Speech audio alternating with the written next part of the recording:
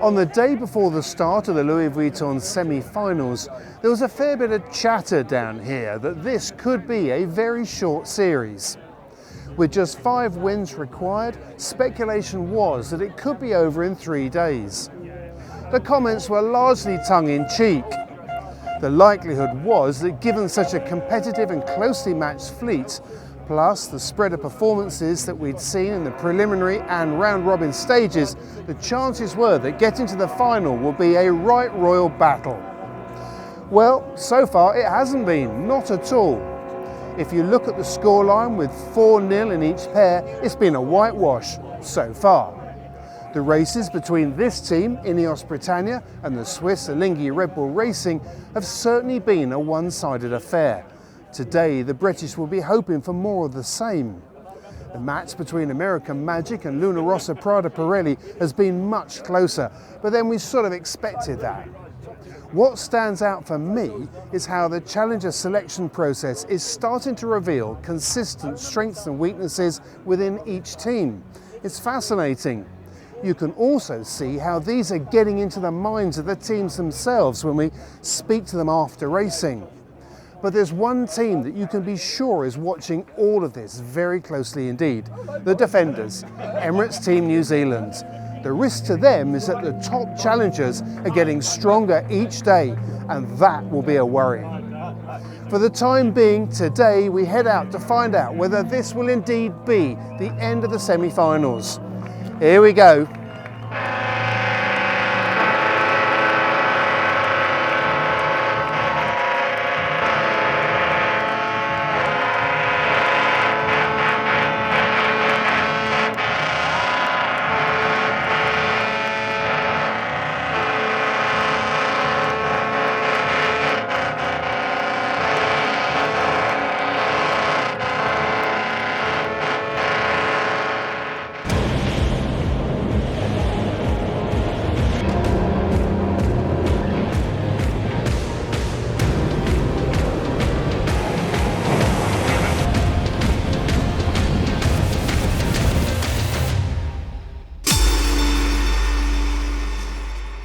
The weather looked marginal as the breeze hovered around 4 to 6 knots, leading to a delay.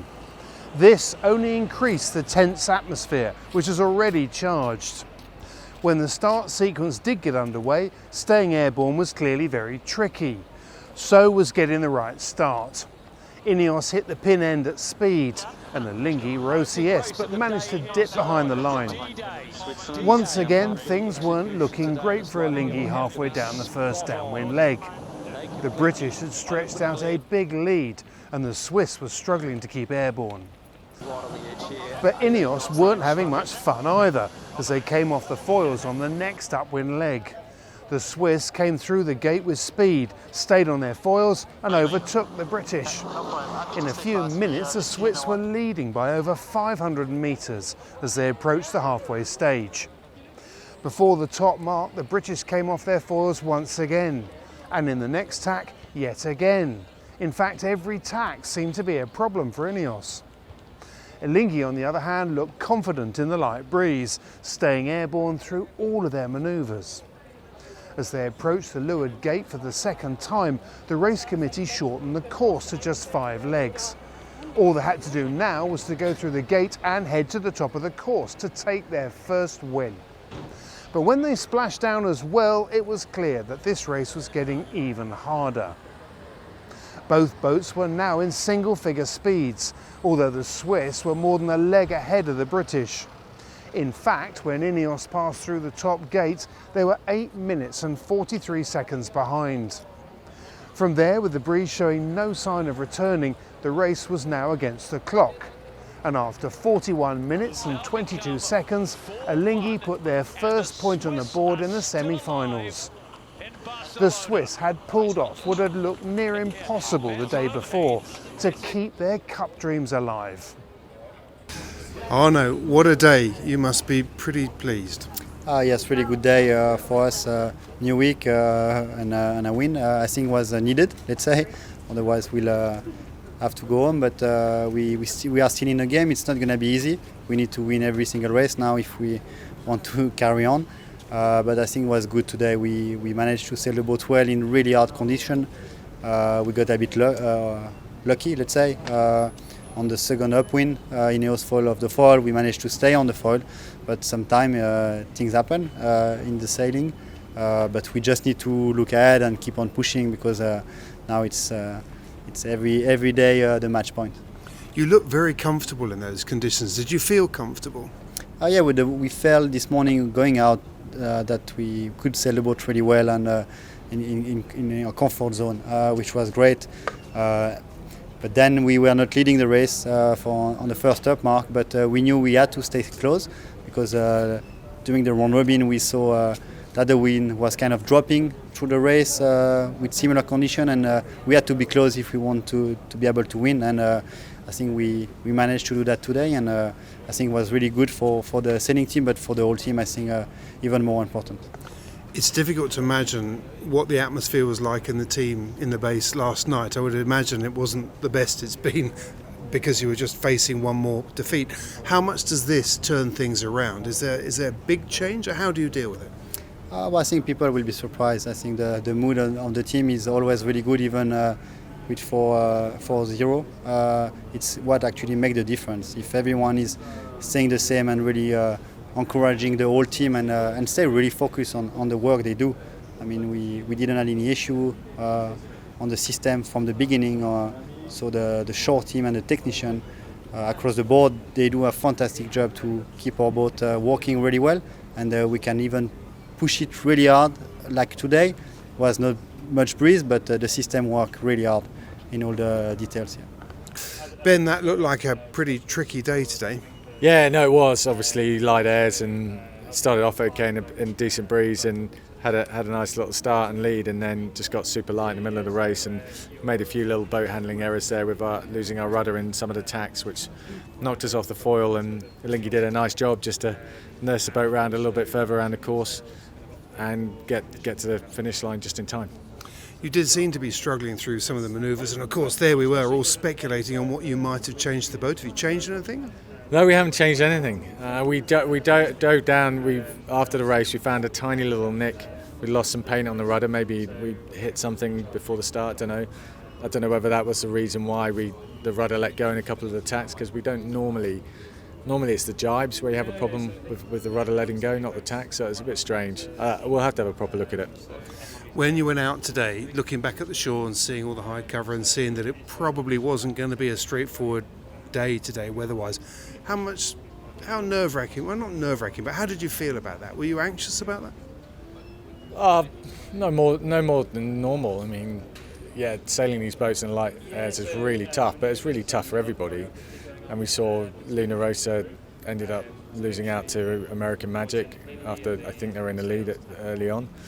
And it's tough. It goes to show that race is never over with these AC75s and light airs until you get across that finish line.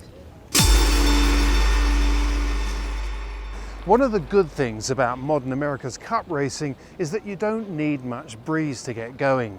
And after a short delay, we were back up and running with the second match of the day. There was a little engagement in the build-up, but in the end it was an even start, or so it looked. In fact, the Italians were 3 knots faster at the start, which allowed them to get the upper hand in the crucial opening stages. A few minutes later, American Magic did well to wriggle free of the Italian grip, but they still rounded the first windward gate 17 seconds behind. At the bottom, it was the same. Up the second beat, having taken opposite marks, American Magic got back into contention and forced the Italians to duck.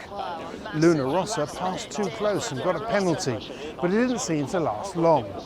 On the next cross, the Italians were back ahead. But on the next cross, the Italians passed too close on port and copped another penalty. Advantage American Magic. By the top gate for the second time, American Magic were ahead by 3 seconds. The action continued on the downwind leg with several close crosses, but the real action came at the bottom. Luna Rossa had the inside berth on the left-hand mark. The Americans had to give them room, which they did. But as Luna Rossa did a handbrake turn around the mark, they dropped off their foils and stopped. They also pressed the protest button, but the incident was cleared.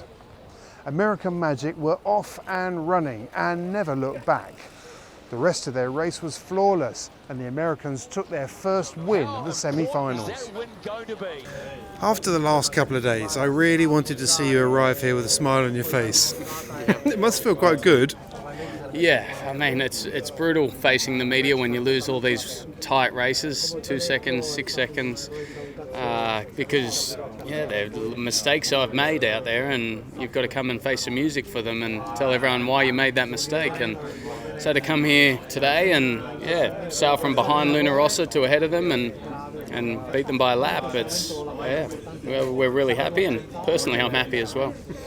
You've been talking, well, not just the last few days, but you've been talking for a while about it's not about massive changes, it's about sort of learning the way. It's obviously early days for you and Lucas. Is that what we were seeing today? Was that another sort of incremental increase in performance?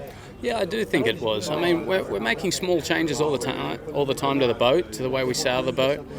But literally 2 days ago, that would have been a race we would lose.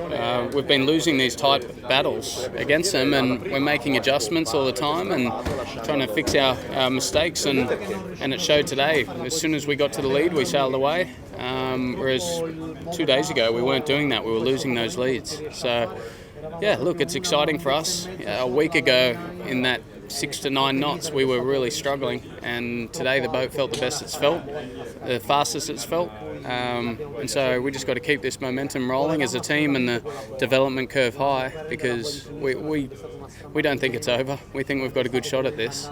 If we go out there and win 2 race days, we're gonna come in with a 5-4 win, and that's all I'm looking at. And ultimately, although it's a hard way to do it, I mean, this is what you need, isn't it? If you've still got your eye on the prize right at the end goal, you need tight racing to get right the way through to the end. Yeah, I mean, I think regardless of how this goes, we hope it goes our way, but us all Luna Rossa are going to head into that final pretty match hardened. All of our races have been tight. We've had plenty of rules situations, tight pre-starts, had to come from behind and overtake. So whoever it is that faces Ineos or Alinghi, I think they're going to be pretty hard to beat. And finally, I mean, it's a silly question in many ways, but what's the mood like in the camp today?